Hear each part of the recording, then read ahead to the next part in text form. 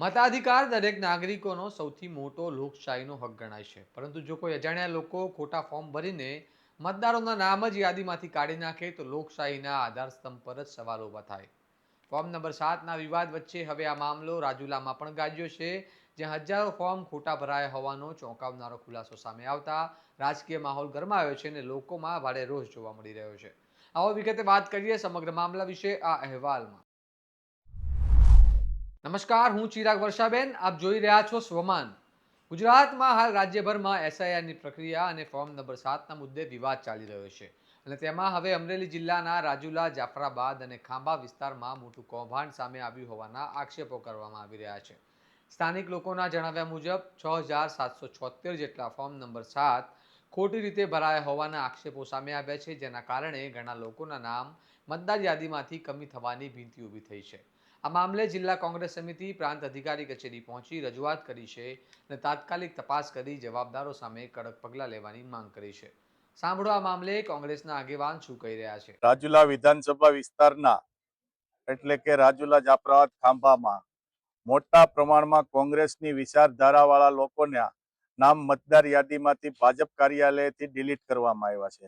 આ નામ જે લોકો હયાત હોવા છતાં પરંતુ 7 નંબરના ફોર્મ ભરી અને કલેક્ટરશ્રીને આપવામાં આવ્યા છે કે આ લોકો હયાત નથી, અને ખોટી રીતે આ લોકો હવે હાર ભરાઈ ગયેલા, બોખલાઈ ગયેલા લોકો અત્યારે હવે મતદાર યાદી હારે છેડા કરી અને લોકશાહીનું ખૂન કરે છે.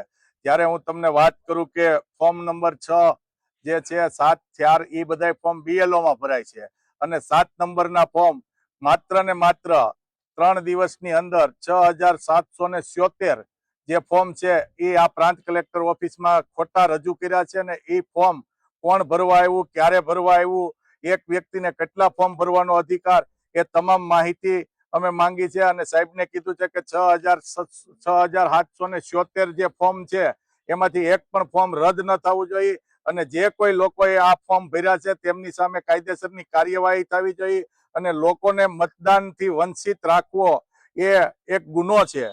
કારણ કે તમે જો હાર ભાલી ગયા હોય અને આવી રીતે તમે લોકોના મત સીધા કાપી અને જીતવાનો પ્રયાસ કરી રહ્યા હોય તો અમારી માંગ છે કે તમામ મતદારો જે 6,777 છે એ ફોર્મ તમારી કસ્ટડીમાં લઈ લે અને કસ્ટડીની અંદર લઈ અને લોક કરી દે, અને એક પણ ફોર્મ રદ ન થાય. અમને જાણવા મળ્યું છે કે અહીંયા સાલુ નગરપાલિકાના સભ્ય જે મુસ્લિમ હોવાથી એમનું પણ નામ રદ કરવામાં આવ્યું છે. વોરા જે ચેમ્બરના પ્રમુખ છે એમનું પણ નામ રદ કરવામાં આવ્યું છે. અમારા વિઠ્ઠલભાઈ અહીંયા જીવિત વ્યક્તિ છે જાફરાબાદના, એમનું પણ નામ રદ કરવામાં આવ્યું છે. અને વધુમાં વધુ તમામ સમાજોને આવરી અને આ લોકોએ જે મતદાર યાદીમાંથી નામ રદ કરે છે એમની સામે આજે અમે આવેદનપત્ર આપી અને રજૂઆત કરેલી. આ ઘટના સામાન્ય નથી, કારણ કે મતદાર યાદીમાંથી નામ કમી થવું એ સીધે સીધું નાગરિકોના મૂળભૂત અધિકાર સાથે જોડાયેલો મુદ્દો છે.